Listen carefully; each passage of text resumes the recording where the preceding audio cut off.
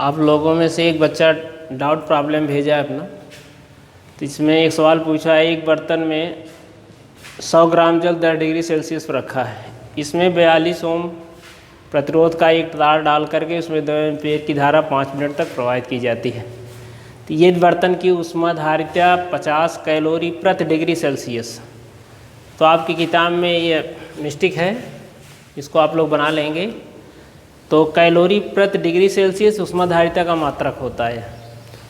तो जल के ताप में कितनी वृद्धि होगी, यानी 5 मिनट तक हम धारा प्रवाहित करेंगे तो जल का ताप कितना बढ़ जाएगा। तो जबकि जल की विशिष्ट ऊष्मा 1 कैलोरी प्रति ग्राम डिग्री सेल्सियस है। पहले आइए सवाल में हम ऊष्माधारिता और विशिष्ट ऊष्मा समझते हैं क्या है इसमें। जैसे कि हम लोग जानते हैं कि ऊष्माधारिता जो है किसी पदार्थ के संपूर्ण द्रव्यमान का ताप 1 डिग्री सेल्सियस बढ़ाने के लिए जितनी ऊष्मा की आवश्यकता होती है वही उस पदार्थ की ऊष्माधारिता कहलाती है। अब जो यहाँ पर जिस बर्तन में पानी रखा गया है उसका ताप 1 डिग्री सेल्सियस बढ़ाने के लिए वह बर्तन 50 कैलोरी ऊष्मा लेगा।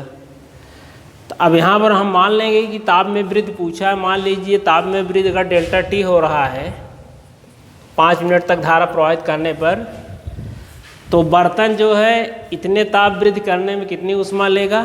तो आइए इन दोनों गुणा कर देंगे। तो जब 1 डिग्री सेल्सियस में 50 कैलोरी ऊष्मा ले रहा है तो डेल्टा टी ताप में वृद्धि होने पर उसके द्वारा बर्तन द्वारा ली गई ऊष्मा 50 इंटू डेल्टा टी, इतनी कैलोरी ऊष्मा लेगा वो बर्तन। इतनी कैलोरी ऊष्मा बर्तन द्वारा ली जाएगी। अब इसके बाद बर्तन के अलावा चूँकि बर्तन में पानी रखा गया है तो बर्तन जो है 50 इंटू डेल्टा टी ऊष्मा ले लिया है, तो जल भी ऊष्मा लेगा। अब जितना इस बर्तन के ताप में वृद्धि होगी, क्योंकि बर्तन में पानी रखा है इसलिए उतना ही ताप में वृद्धि पानी में भी होगा, अर्थात पानी के ताप में वृद्धि डेल्टा टी हो जाएगी। अब इतनी ऊष्मा इतने ताप में वृद्धि होने के लिए पानी कितनी ऊष्मा लेगी, तो ये निकाल करके हम बर्तन में जोड़ देंगे तो यह कुल ली गई ऊष्मा हो जाएगी, अर्थात पानी द्वारा ली गई ऊष्मा और बर्तन द्वारा ली गई ऊष्मा। तो ये दोनों हम जोड़ देंगे तो बर्तन द्वारा कुल ली गई ऊष्मा हो जाएगी। और यही ली गई ऊष्मा कौन दे रहा है ऊष्मा, यह तार दे रहा है जो उसमें डाला गया है। तो तार जो ऊष्मा दे रहा है और पानी और बर्तन ऊष्मा ले रहे हैं, तो इसलिए ली गई ऊष्मा बराबर दी गई ऊष्मा कर देंगे, जो कैलोरीमीटर का सिद्धांत है। तो आइए पहले हम ये देखते हैं कि तार जो है इतनी ऊष्मा तो ये ले लिया बर्तन में। आइए जरा बर्तन द्वारा ली गई ऊष्मा इतनी हो गई, अब पानी कितनी ऊष्मा लेगा आइए इसको देखते हैं। अब आइए यहाँ पर जल की विशिष्ट ऊष्मा 1 कैलोरी प्रति ग्राम 1 कैलोरी प्रति ग्राम डिग्री सेल्सियस है। तो कहने का मतलब 1 ग्राम जल का ताप 1 डिग्री सेल्सियस बढ़ाने के लिए 1 कैलोरी ऊष्मा की आवश्यकता होती है। तो यहाँ अगर 100 ग्राम जल है तो 100 ग्राम जल का ताप डेल्टा टी वृद्धि करने में, अब यहाँ पर Q बराबर जो आप लोग पढ़ चुके हैं छोटी कक्षाओं में M S into delta T.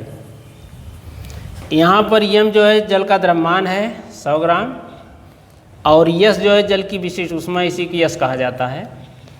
तो यस विशिष्ट ऊष्मा है, डेल्टा टी है जो हम माने हैं कि जल के ताप में वृद्धि डेल्टा टी होगी। तो इस फार्मूले से हम जल द्वारा ली गई ऊष्मा निकाल लेंगे, नहीं इतनी कैलोरी ऊष्मा जो है जल लेगा। अब यह दोनों अगर हम जोड़ देते हैं तो कुल ली गई ऊष्मा आ जाती है जो जल द्वारा और बर्तन द्वारा दोनों द्वारा ली जाएगी। तो आइए इन दोनों को जोड़ देते हैं।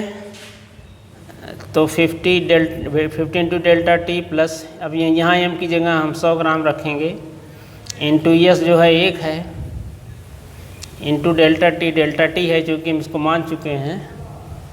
इतनी कैलोरी जो है ऊष्मा दोनों मिल करके लेंगे, बर्तन और पानी। अब इतनी ऊष्मा दे कौन रहा है, ये तार जो उसमें डाला गया है जिसमें धारा प्रवाहित की जा रही है। तो यह जो है Q हो गया जिसको आप यस कहते हैं। तो यस बराबर आप पढ़ चुके हैं। तो यस बराबर यहाँ पर ज़रा देखिए क्या क्या मालूम है हमको।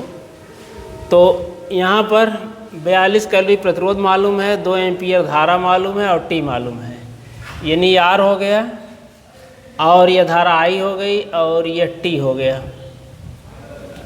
तो इसके टर्म में हम क्या फार्मूला पढ़े हैं इसके लिए, तो आइए इसको आई स्क्वायर आर टी जो आप पढ़ चुके हैं। अब यह आएगा जूल में, अब इसमें 4.2 डिवाइड कर देते हैं तो वही यह आ जाती ऊष्मा जो कैलोरी में आ जाती। तो यह बराबर हम इसके कर देंगे जो यहाँ पर है, और इसको यहाँ आई का मान हम रख देंगे 2 एम्पियर दिया गया है, आर का मान 10 ओम है, टी जो है 5 मिनट है तो इसको हम सेकंड बदल लेंगे, सम मान यहाँ रख करके हल कर लेंगे। तब यहाँ डेल्टा टी दोनों कॉमन करके हम बाहर कर देंगे, ब्रैकेट में जो बचेगी दोनों को लिख लेंगे, यानी 50 + 100 150 हो जाएगा यहाँ पर। अब इतनी कैलोरी ऊष्मा ये दोनों ले रहे हैं, तो डेल्टा टी कॉमन लिख बाहर कर दिए तो 50 + 100 = 150 हो गया।